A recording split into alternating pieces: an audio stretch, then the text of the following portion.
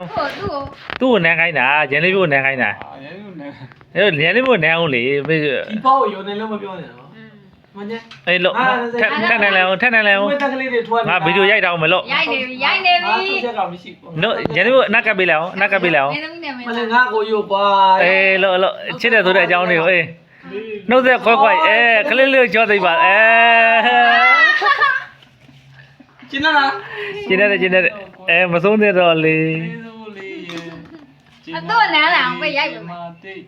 အဲ့ဒီရိုက်သားငါ့ကိုနန်းအောင်ပါသူက အားတိုင်း ဒါနောက်ဆုံးနိုင်ရင်တော့ ဘယ်မှာနောက်ဆုံးနေ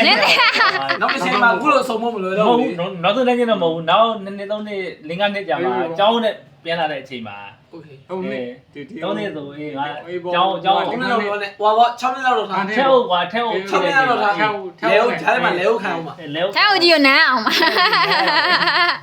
ကဲအေးဟွာတခါမွေးသူလား